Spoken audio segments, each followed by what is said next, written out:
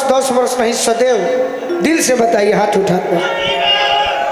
तो हम एक बात कहते हैं, अरे भारत के 55 बोले बुढ़ापा जवानी,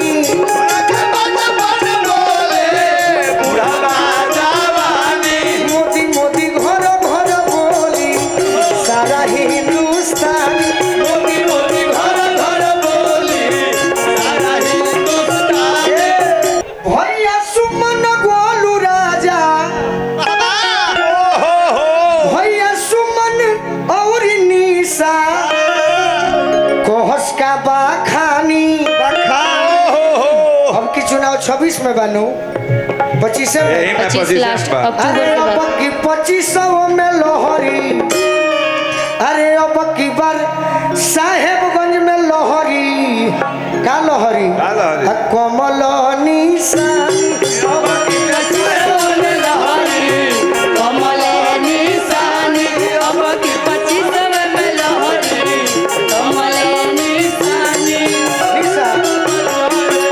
अच्छा एक बात बताइए, दुनिया में हमारे बिहार नहीं पूरे भारत की बात कर रहा हूँ, ध्यान से सुनिएगा।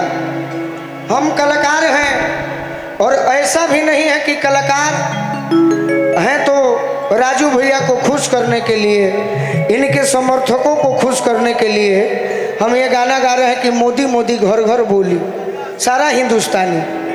लेकिन एक बात तो सत्य है कि 500 बरस जे तिरपाल में रहल, वो भाजपा के ही देन है जे राम जी के मंदिर बन गए अयोध्या में, फिर भाजपा के देन लगे सीतो जी के मंदिर बनाता है।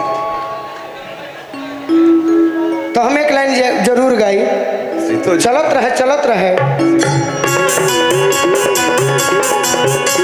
राजा राम जी के बनले मंदिर हो, फिकिर सारा दूर हो गई। राजा राम जी के बनले मंदिर हो, फिकिर सारा दूर हो गई। कि 500 साल तिरपाल में जे रहल, अपन गईले देखी अब उनहू के महल। हम अकेले ना कहब कि राजू भैया संगे, राजू भैया संगे चलो बकीर हो, फिकिर सारा दूर हो गई। राजू भैया बनले मंदिर हो, फिकिर सारा दूर हो गई। बाकी निशा को हतरी कि हम खुश भी 1 मिनट खाती। रो सब हमार डांस देखो। हाँ भाई, हमारा आवेला ना, खाली प्रयास करो तनी।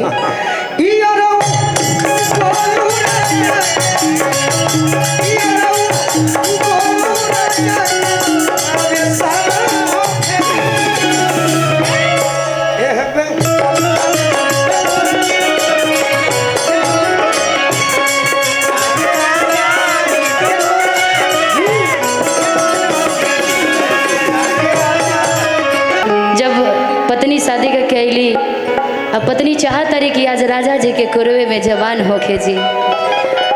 जब कल के अपना मायके जाता रे तो उनकर सखी सब पूछा तड़ी कि अच्छा ही बात बताव, कैसन बारे तोर गोलू, तोर पियावा कैसन बारे, अब पियावा के साथ साथ तो ससुरारी कैसन बा। पत्नी बारा अपना पति के तारीफ करत तारी, कैसे करत तारी कि का कहीं ससुरा के खीसा के हो, खीसा के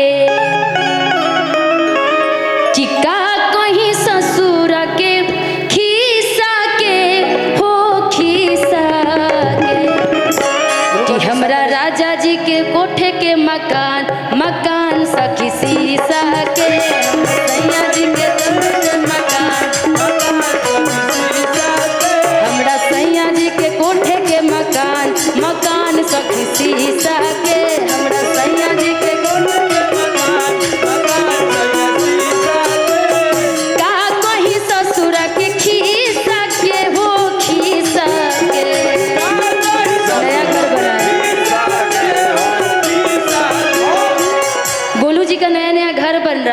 इसीलिए मैं बोल रही हूँ कि का कहीं ससुर के खीसा के हो खीसा के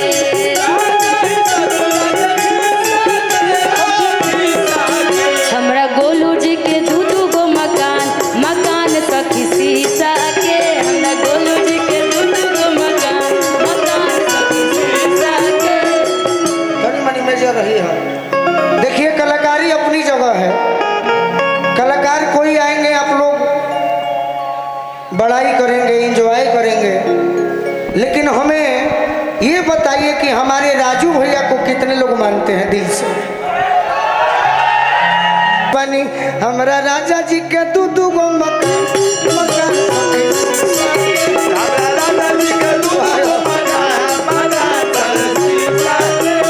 रोज रोज सैया हमर कोठवा पर चढ़े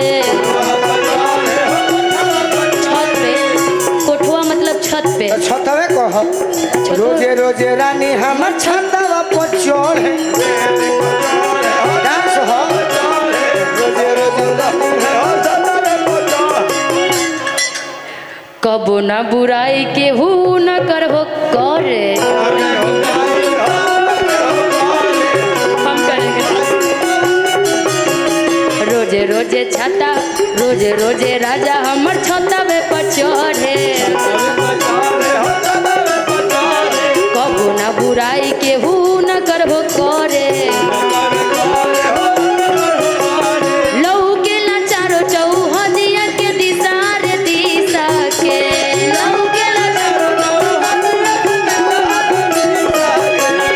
लहू के लाचारो चौहदिया के दिशा रे दिशा के हाँ दिशा हाँ दिशा हमरा गोलू जी के दू दू गो मकान मकान सखी शीशा के हमरा राजा जी के दू दू गो मकान मकान सखी शीशा के हमरा राजा जी के दू दू गो मकान मकान सखी शीशा के।